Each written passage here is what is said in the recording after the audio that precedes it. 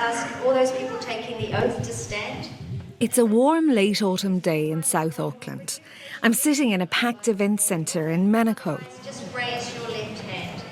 The oath will be read out by Tassie here from the local board. You are to repeat the oath line by line. 320 people from 24 countries are about to become New Zealanders. Good morning. This is an important part of your oath of allegiance. So when I say follow me, you follow in a loud and clear voice. I'm Noelle McCarthy. This was my first time at a citizenship ceremony, and I wasn't taking part in it.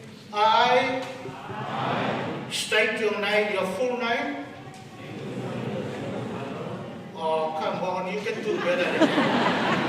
Okay, let's go again. I'm a permanent resident of New Zealand, which means I can work here, vote here, and travel in and out of the country at my own discretion. But I don't have a black and silver passport with a fern on it. And bear true allegiance to Her Majesty Queen Elizabeth II. I'm not officially a Kiwi. Not yet, anyway. Queen of New Zealand. Her heirs and successors. I came here from Ireland 15 years ago, but I still haven't taken the plunge. The laws of New Zealand. And fulfill my duties as a New Zealand citizen. So help me God. Becoming a New Zealander means different things to different people. You've made a choice. You've made a choice to be here. You've made a choice to make that extra step, and it feels like my country now. Well, for me, being a Kiwi means a lot of possibilities, a lot of second chances. After 42 years of canoeing, I'm now finally arrived to Aotearoa. And just being able to pursue my dreams and being able to be the person I can become, because poverty won't stop me from being that person from now.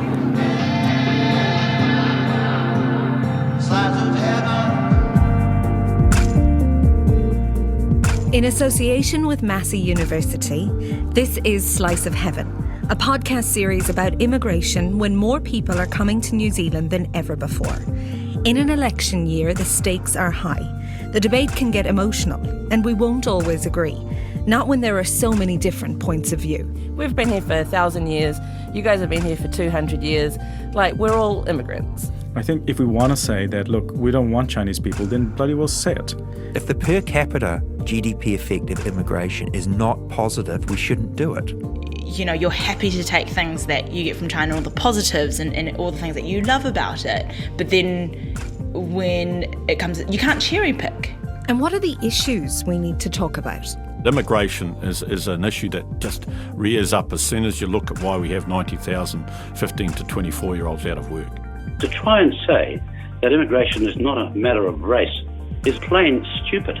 I think New Zealand is dealing with it as well as any country, and I think there are going to be many positive aspects. But will we have got it right? What does getting it right look like? We can't let everyone in, and we can't keep everyone out. Over the next 4 episodes, we'll examine some of the tensions that come with immigration and how they're playing out. We'll also meet some of the people coming here and look at the ways they're changing New Zealand and New Zealand is changing them. Finally, we'll explore the choices in front of us as we move into the future. In this episode, we're looking at how workers from a densely populated Asian country are revitalising not only our biggest export industry, but also small towns in heartland New Zealand. And we'll explore the different pushes and pulls that induce people to travel thousands of miles from home, and the way politics makes us feel about them. We'll start, though, by going back to our roots and looking at how we got here. When meeting subjects, the Queen's favourite conversational gambit is, have you come far? In New Zealand, in one way or another, the answer to that question has to be yes. Hey, okay, kia ora. Oh, we got some of those here tonight, eh? Talofa, have we got any of those? No, they haven't come this far north yet,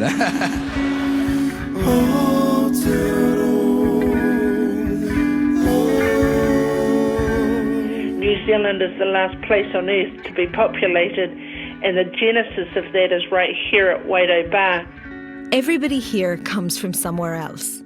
The relative lateness with which New Zealand was settled is one of the things that makes us special. Last, loneliest, loveliest, exquisite, apart, in the words of Rudyard Kipling. It also means that all of us can trace our genealogy back to migrants. Even if, like Judith MacDonald from Rangitane o Wairau, that involves going back a bit, all the way back to the first Polynesian settlers.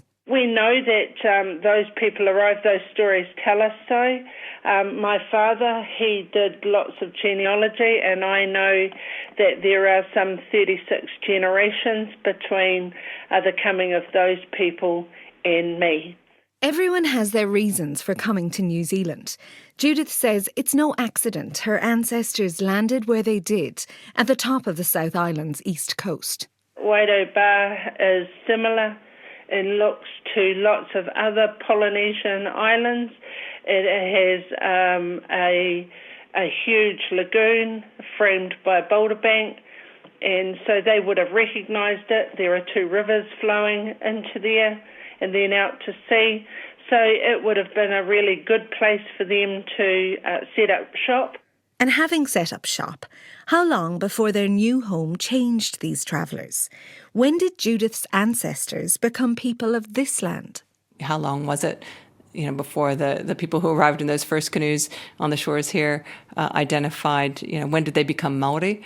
That's hard to say. They certainly very quickly would have been influenced by the local environment, by the resources that were available, and that's going to have an impact on their diet. Professor Lisa Matisu-Smith is a biological anthropologist who's made a study of Wairau Bar. It's not definitively the first settlement in New Zealand, as is sometimes claimed, but its sandy terrain offers rich pickings for archaeologists. So I think, again, if you think about colonisation, whether the first arrivals, the indigenous arrivals, or later, you have a period of time that you still, in a sense, identify with where you came from, your homeland. And so, but over generations, sometimes it's 1, sometimes it's 2, sometimes it's 10. It's interesting to me how people identify today. Your identity becomes more focused based on where you're living and the culture that develops, there. Say again this place.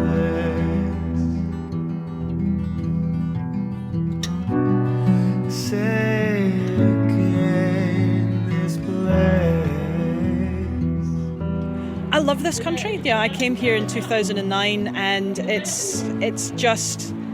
I love it here, and I've loved it ever since I came here. Roz has just become a New Zealander. To be a citizen now, I feel invested in it in a way that it's like I can't explain it. It's really quite moving, and to be here and feel invested and to be part of it and to want and to have a child here and just this is my Tauranga Waewae now. This is where I'm putting down roots, and this is where I'm going to be for the rest of my life. It feels very momentous. But while brand new citizens like Roz might be happy to participate in the existing culture, historian Jock Phillips explains that hasn't always been the case. Obviously you had an established Māori culture already here, but that wasn't something that Europeans could easily assimilate into. I mean, the response was not to assimilate into a Māori way of life, but to destroy the Māori way of life and replace it with a European way of life. Maybe we're sensitive about immigration because our history with it is one of unintended consequences. I mean, in 1840, there were 2,000 Europeans and there were over 100,000 Māori. And Māori had all the military strength and they had all the land. And their assumption was that when they signed the treaty, they'd get a few more thousand people from Britain with whom they could trade. It never occurred to them that within 20 years they would be outnumbered by the newcomers. Still, that treaty provided New Zealand with a legal framework. And as immigrants poured in, language, culture and identity was founded on a bedrock of Britishness. People who came in from Britain And they came in, obviously, with the support of the British government and the power of the British government, had in many ways a much greater opportunity to totally transform the place than do migrants who come in today into a place where people have established a modern society for over 100 years, and where the structures and the traditions and the institutions are all firmly established. That culture endures. This oath here is one of the reasons why I'm not a citizen yet, to be honest. To Her Majesty Queen Elizabeth II. I'm from the Republic of Ireland. My people have some history of their own with the British Crown and everything it represents. Her heirs and successors. But although we're still asking new citizens to pledge allegiance to a royal family on the other side of the world, in lots of other respects, we're a long way into a transition period as national identity keeps evolving. Really, particularly since the 1960s and the 1970s, as British power internationally declined, as Britain, temporarily it seems, went into the European common market, and increasingly we looked towards Asia and the Pacific. At that point, New Zealanders increasingly began to argue that New Zealand identity is no longer about being better British. It's about being a Pacific people. Suddenly Māori culture became very important to the way New Zealanders thought about themselves, and their location in the South Pacific and in our association with the particular flora and fauna of this country, all those things became much stronger. So that as the British element of New Zealand identity has declined, I think it's made more acceptable the possibility that Pacific people and Asian people may have something to contribute to New Zealand identity. So you have to be tough. You have to be tough mentally, physically, emotionally. Because the time when we came in here, it was just us, no families. I have to leave my wife, my 2 kids. So it was really tough. Since the beginning, primary industries have been the backbone of the New Zealand economy, and dairy has become a major export earner. As the number of conversions has grown, Asia is no longer just a market. It's also supplying labour. Hi there, my name is Kirk Vincent Abiwela III, and I'm from the Philippines, from Aotearoa. And as of the moment, I live close to Riverton, which is in Waimatuko. And I've been here in New Zealand since 2008. I'm Ana Giandakida. I'm from Philippines. In the heart of Invercargill, just upstairs from a Grey Power chapter, in the Meat Workers Union building, is the Southland Filipino Society. There are 4 of us, crowded into a snug little office, dominated by a pinboard full of Immigration New Zealand notices on one wall and a giant map of the Philippines on the other. I'm Socrates Milyari from the Philippines, and I'm currently living at Invercargill. I don't think anybody thought, right, in the next 5 years we're going to recruit so many Filipinos that they become an essential part of our dairy industry workforce. New Zealand's immigration story continues to be full of unintended consequences, as Professor Paul Spoonley from Massey University explains. They've now seen the benefit of that, and communities around Southland have said, OK, this is actually quite exciting. This is providing us with additional people, so our GP will stay here, our school will still remain viable, and we've got a workforce, and we've got people who are actually very interesting. They breed new values, new behaviours, new foods. So it's a win-win situation. So when did you come here? That was June of 2007. And how come you came to New Zealand? Well, there are a lot of competitions with veterinary medicines in the Philippines, so looking for a greener pasture is one thing. Socrates and his brother, who's now in Canada, support their family with the money they make working overseas. The family in the Philippines is like not just the primary family. In the immediate family, you have the extension of maybe about 6 or 7 more. So all up, is it about a dozen people? About a dozen people. So including the children and their studies and all of that. What were your first impressions? Not that different with the Philippines, except for this now. I thought when you come here in New Zealand, you're going to use a bucket to milk the cows. So I was able to look for a farm in Riversdale under 1,400 cows, but there was 8 of us, and 6 of us were Filipinos. So that's really a big difference when it comes to physical work, you know. So it's like one guy does 5 jobs in the Philippines, one guy does 1 job. It's like we didn't have any choice. I mean, we chose to come in here for our family's sake, you know. So, I mean, you come in here, you have to be ready of whatever's going to be, you know, slap on your face. So it has to be that way, or either way you have to go home. And you were homesick? Oh, yeah. Oh, yeah. What did you miss? Oh, my kids. I mean, I find myself crying on the bed every day for, I don't know, the first week that I was in here. It was just really, really sad, you know. I mean, you used to sleep together at night with them cuddling you, and then all of a sudden you'd be like, oh, there's no one beside me. The weather was shocking, but I love the warmness of the people here. Because when we came here in New Zealand, we met a family who became our family as well, and then treat us as their family. Rose taught me how to cook the Kiwi style, and then like what? What did you cook? The roast chicken wrapped with bacon, and she prepared the stuffing. And not having residency or not being able to apply for residency, do you think that stopped you from really feeling like you belong here? Yes, really. It's because I feel like we've been here that long. We've pretty much given a lot of our time in the community, helping New Zealand really on our jobs. I mean, knowing that dairy is pretty much what's really, you know, going on here in New Zealand. And then all of a sudden, the 8 years that we've been here has just gone to waste. Do you feel like that? Yes, I do, unfortunately. I do. It's really a shame, you know. We wanted to apply, but like I said, it's really hard right now. And it seems like no matter how much we try to explain ourselves, I mean, can you please try to give leeway to those people who've been in here for 5 years or more? But it seems like nothing's really going on.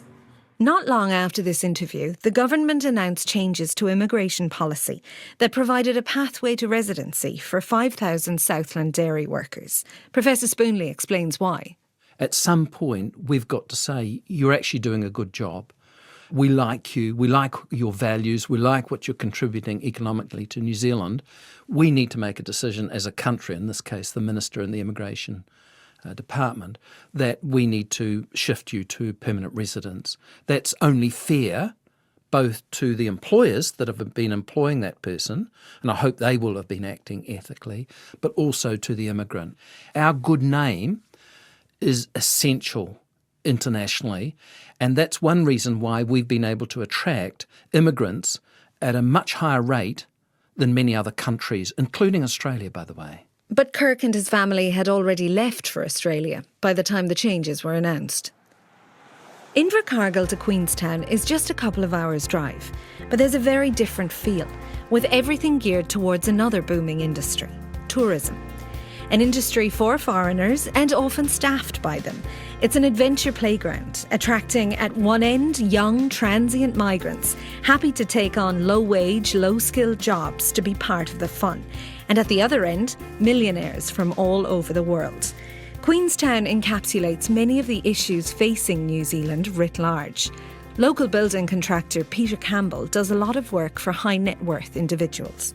Well, I could definitely do with right now probably 15 more builders, but you know anybody who's a good builder is obviously busy at the moment. So bringing them in from overseas is an option that everyone's looking at, and what I'd like to see the government provide that opportunity to be able to bring people in on 12 or 18-month visas to assist when we've got a boom on, and then they can go back to when things aren't so busy. But that would definitely. But the accommodation's probably the biggest driver. If we had accommodation at a reasonable price here in Queenstown, then people would come.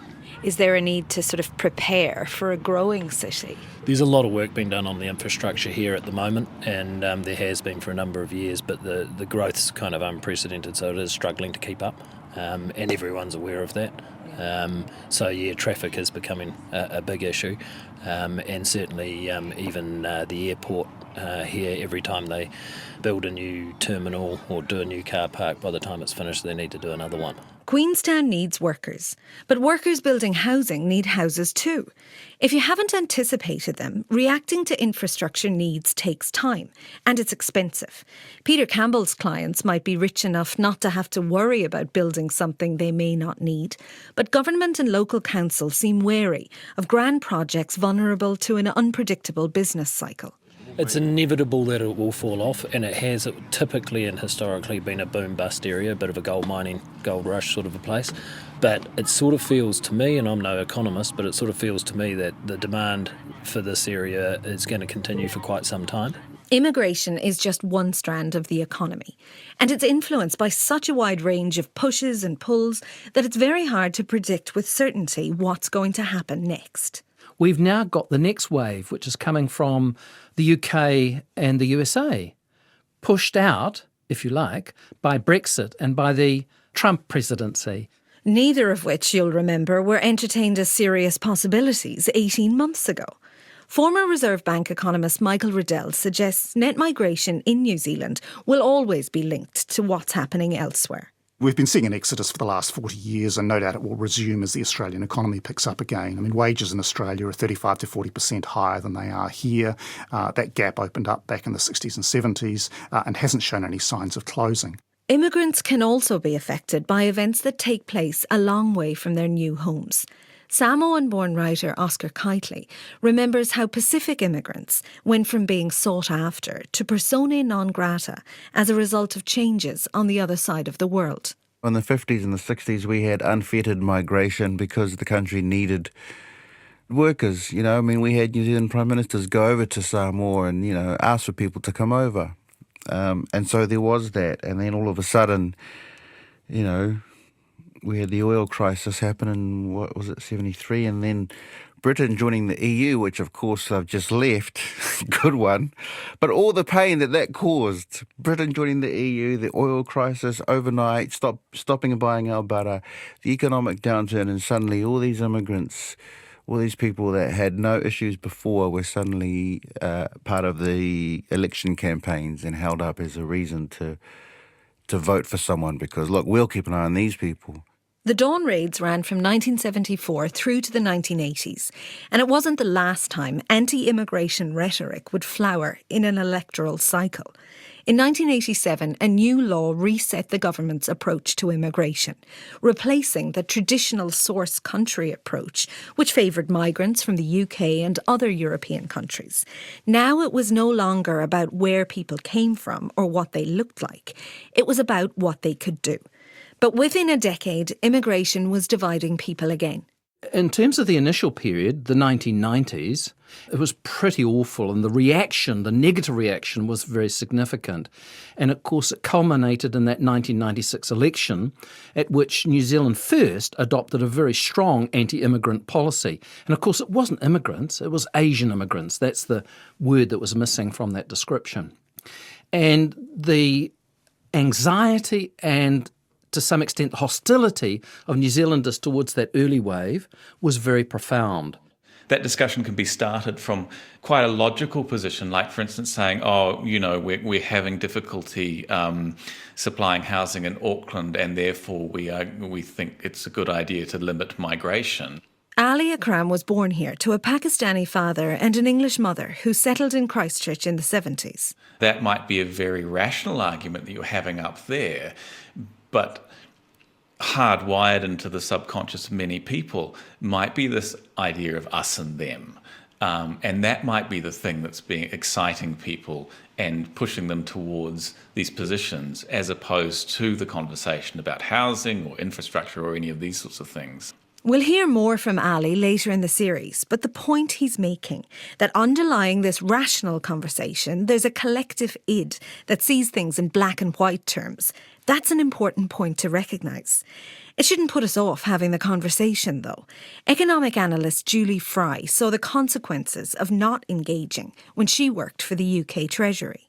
I could see the seeds of what led to Brexit occurred, back in 2004 and earlier, when there was no discussion allowed around, this is a problem for me. So, white working class people were saying, I think this is an issue. I'm seeing, my community aren't getting offered jobs for whatever reason. And perception or reality doesn't so much matter when someone has a vote, right?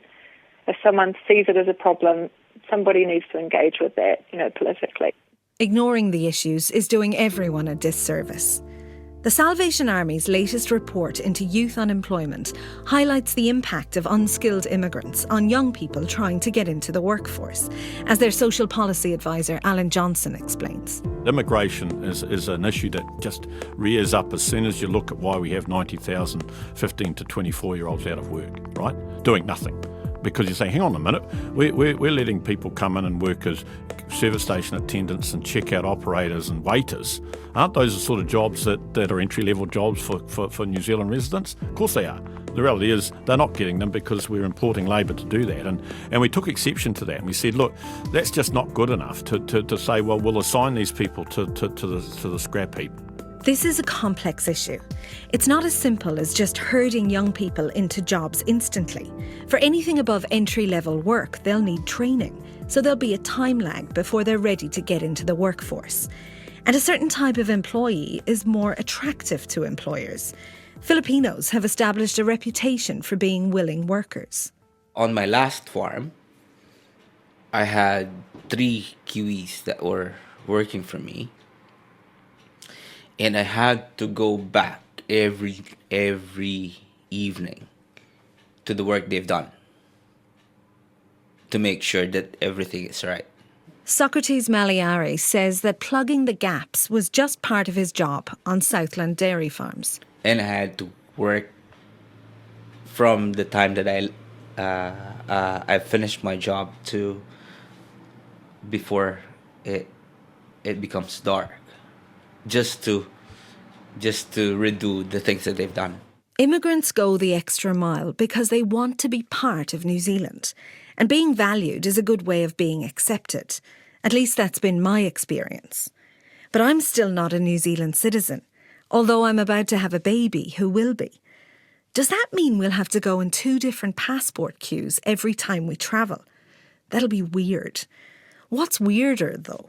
Standing in a different queue to my baby or pledging allegiance to an English queen. Bill English says New Zealanders are social pragmatists. There's a temptation to read that as an invitation to just stand up and say it and mentally cross my fingers. Taking the oath of citizenship means different things to different people. But no matter who you are, why you came here, or how long it took you, becoming a citizen changes who you are. It's not something that people take lightly. I've come so far, journey's been long. It was very emotional. It was more charged and amazing than I thought it would be. I found myself standing in the Auckland Town Hall with 400 other people from every country in the world and countries I'd never heard of. And for each of us, it was an emotional experience, having our name called and walking across the stage on our own to receive our certificate. It was amazing. And so, that's when I really, because it was decades of me being in denial. But that's when I thought, no, this is home. This place has been good to me. We've had a good relationship over the years, and I'm going to, really commit. I'm not alone. Shalom, Aotearoa.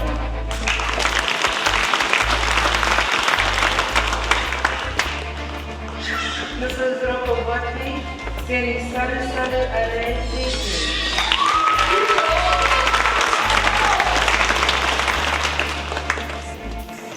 Sekitiona, Aotearoa.